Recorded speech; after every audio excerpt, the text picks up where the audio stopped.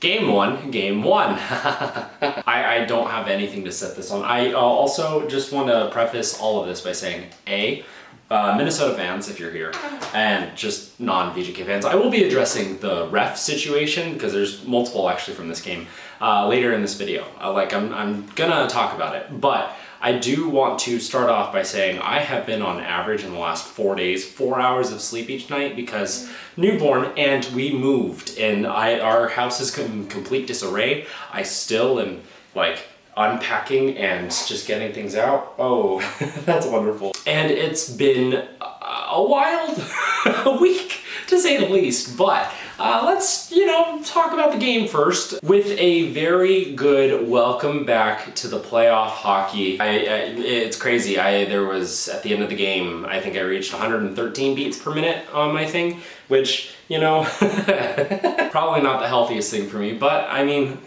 and right off the bat,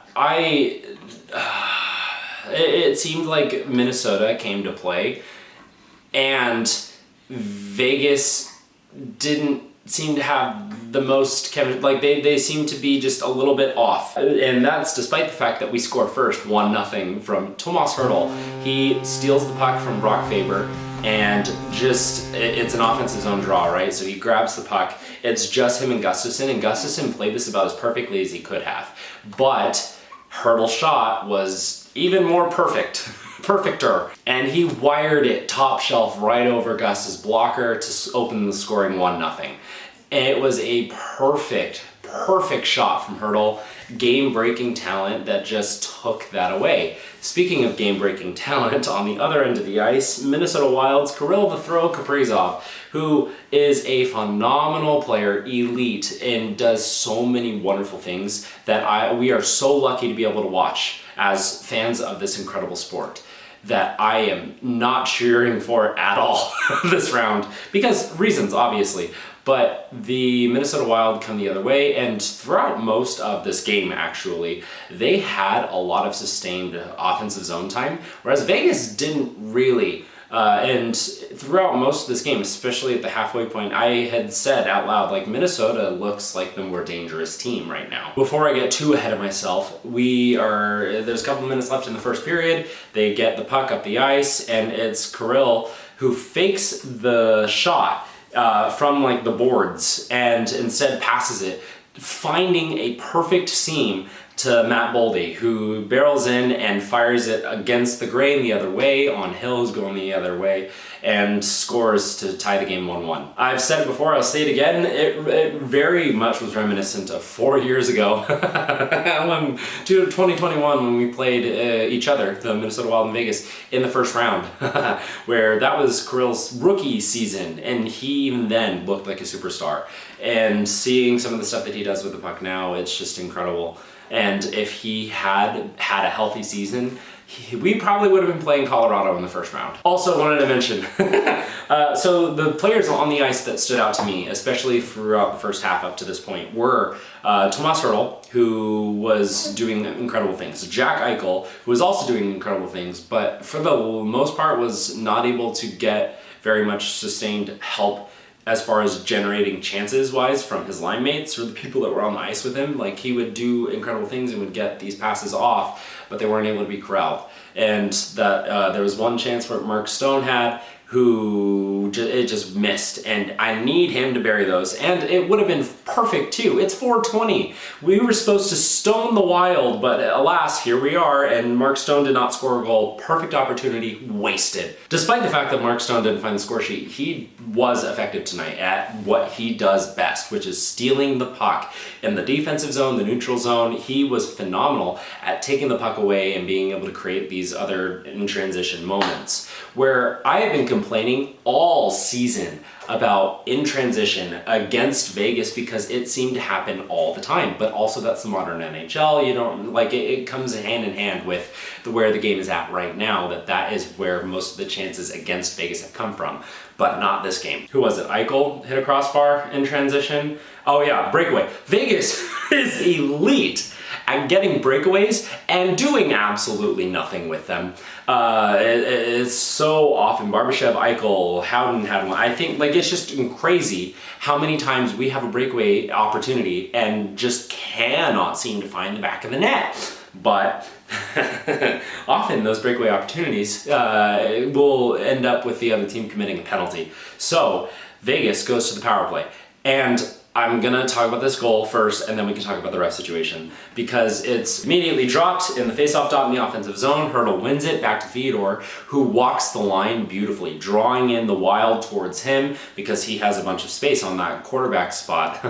Hurdle does a really good job screening Gus in front, and as that's all happening, Theodore sends it to the right side. Dorofeev, wide open cage, could have just, blasted along the ice and it would have gone in, but instead chose to roof it. It goes in up top, back of the net, score, 2-1 power play goal for Vegas. That was the first power play opportunity of this game. There could have been others, and I'm not trying to say I think there could have been others for both teams.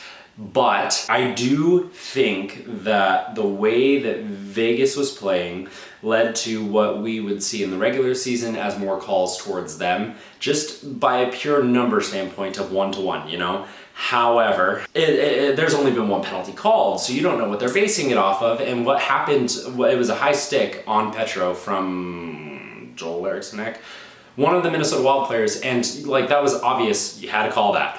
So going into the third period, it's playoff hockey, which gets said far too much to excuse egregious behavior. However, it is the way that the game is, and I disagree with it. I think they should call the rule book by the rule book, no matter what season it is. Regular, playoff, doesn't matter. And even though it benefited my team today, I would rather have them call a 4-minute double minor against, let's say, Nick Hague for cross-checking Hartman in the face. I think that should have been a double minor. There are some people calling it a major, and no. They were bent at a weird angle. It's not like they were just high and he went up. It was level, and there have been a bunch of people cross-checking towards where the numbers normally are, which is just so happens to be where Hartman's face is. Not trying to excuse Hague. He needs to be in control of his own stick. Wasn't there. Should have been called. Wasn't. The refs, Vegas got away with that one, for sure. There is a little bit of context to that, and I'm not saying these are the same. People on Twitter, holy moly. Hartman tripped Hague right before this in a board battle. His hooks him. His stick gets into his skate, he pulls him out from under his feet, and then he's giving him lumber to the back. It's not egregious cross checks or anything, but it's technically what a cross check is, right? And it's being chippy, which is Ryan Hartman's whole game. And then he is supposed to be drawing Hague in to baiting him, come do what Hague ended up doing, and Hague fell for it. And Hague, you gotta be better than that. But refs didn't call it.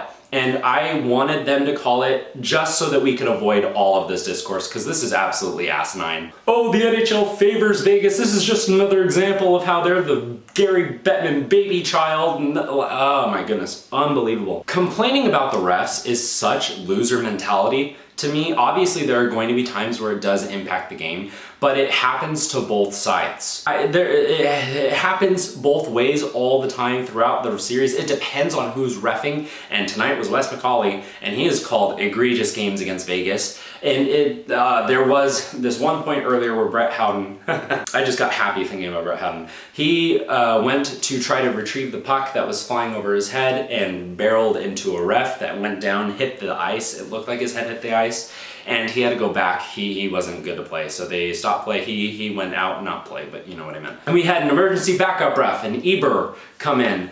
And cool, I guess, just a funky situation in general. He was a linesman, not a ref. Technically, there's a difference. I do think that the calls favored Vegas tonight, even though they were, 2-1? And the two that were against Minnesota were completely obvious. One, the high stick on Petro, and two, I'm getting ahead of myself, I'll talk about that later. They're not the same. Hague should have been called, 100%. The refs are not out to get you specifically, Minnesota. It is going to happen to Vegas at some point in the series because it happens to both teams. Wait until an Eric Furlatt game. And like this gets thrown around with Vegas all the time, the 5-minute major from the 2019 penalty. I'm bringing it up because I have to. Vegas complained about how that call was completely agreed, because it was, and the NHL apologized for it, which could also be catering to Vegas, the baby child. Whatever. Even though it led to a complete rule change, which shows that it's not just, oh my goodness, some of these arguments. Vegas still should not have allowed 4 goals on that power play. Inexcusable. You don't like the way that things are called, then you gotta step up in other ways. That is what makes a championship team. And when that non-call happened, I just knew. I knew the refs were going to be looking for one the rest of the game for Minnesota, and they did. They called one 2 minutes after that for a interference on Braden McNabb. That was what had been happening all game, but it was a makeup call. And it just is what it is. Good. They didn't get a single shot on goal. You wasted your opportunity to draw back into this game. I mentioned Brett Howden earlier. Early in the third, he streams in on play in transition. And he's able to wire it the same exact spot that Hurdle's goal went in, just over the blocker of Gustafsson to go in the back of the net. 3-1 Vegas. Fantastic. That insurance goal felt good, and it was completely necessary. It was the game winner. Because later in the game, there is another play where Kaprizov, being the game changer, game breaker that he is able to find, obviously, it was credit to Minnesota for this. And the goal scorer, Matt Boldy, just cleaning up the garbage in front of the net. He buries it past Hill, whatever, it's 3-2.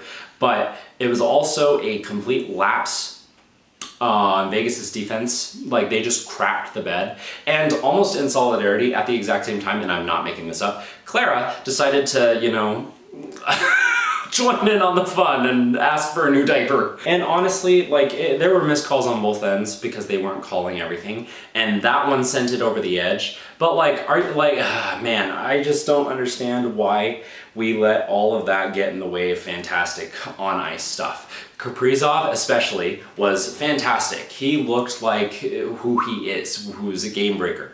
Eichel was really good, even though he wasn't able to get on the score sheet. Vegas' power play continues to be elite because even though they've gotten the fewest opportunities in NHL history in an 82-game season, they were able to capitalize on the one that they got. The one real one. Because there was another one called where William Karlsson had a clear lane towards the empty netter with the puck in front of him, and was Boldy? Saved a goal by tripping William Karlsson and committing an infraction, which I thought was an automatic goal awarded. He wasn't close to the net, which could have been why for this instance in particular, but that rule in general has confused me because game against Minnesota from 4 years ago, not in playoffs, in the regular season, where I think it was Brodin was awarded a goal because there was a penalty committed on him when he was streaming towards the empty net, and even though the puck didn't go in because it was an infraction committed on a player going towards an empty net, it was awarded a goal because it would have been.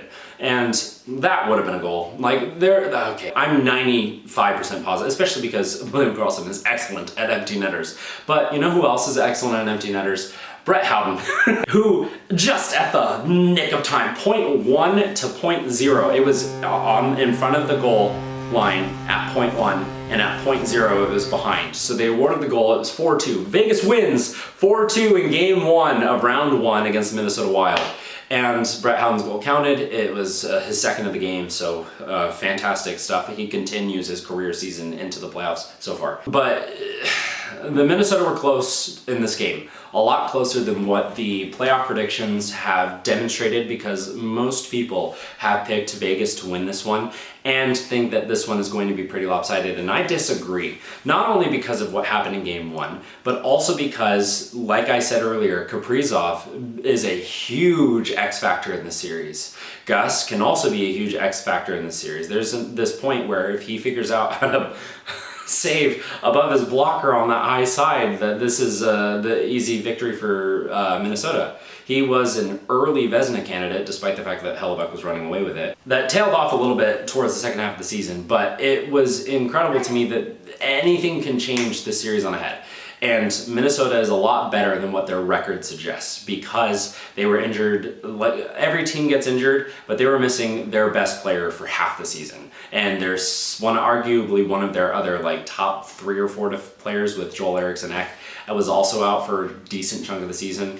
It suggests to me that this series is actually closer to what Dallas and Vegas was last year, where it was a grueling 7-game series that went to the final, and both teams were pretty even. I think the West is honestly insane this year, and if we don't all just take each other out, like the Cup's running through the West. But parity is also huge. That's not going to stop me from, as a Vegas fan, lifelong, season ticket holder since 1989, which was before I was born. Doesn't matter. Vegas, I'm so excited. 1 down, 15 to go. It feels like this could be. No. Next game is the only one that matters. Game 2. I live on the East Coast. Watching sports on the East Coast sucks. Are you kidding me? The next game starts at 11 East, 8 local time, which Minnesota, you're pretty far east. That sucks for you guys to have to stay up that late. But 11 p.m., holy moly, it's not like I'm getting sleep anyway, so. This series is going to be fun. It's going to be good. We're going to see good hockey from both sides. And despite all of that and all of me saying all that, Vegas in 5 because I want to win on home ice, not because I think this could go 6, even 7. But I want to win on home ice, and I don't want another game 7 against Minnesota because this one might be different than the last one. Other funny moments scattered throughout this game that I'm recalling. Noah Hanifin had a decent takeaway from Kirill Kaprizov, and that was good. The pairing of him and Petro, not great. And then also, so that they started with that and they switched about halfway through. Kirill Kaprizov blew a tire at the end, and that was really unfortunate for him. He had an excellent game all game until that point, and then that was with the game on the line, kind of. Zach Whitecloud gave me a heart palpitation, dude. He went to catch the puck, I guess, and instead set it like a volleyball setter over the back of the net as Hill was also going for it. It was an incredible thing that could have been completely disastrous, and honestly, I would have just given Minnesota the game win at that point. Because just insane would have been a top 10, worst, not top 10 Sports Center. I'm so glad that did not go how all of the pessimistic minded people thought that was going to go for Vegas. Anyway, ref Discord aside, nice to see you guys again. This sport is fantastic. The league sometimes sucks, but hey, it gives the best trophy in sports. And this first round, insane. Oh, gotta love it. Anyways, that's gonna be it for round 1, game 1's nightly review. Thank you so much for watching, and have a good night.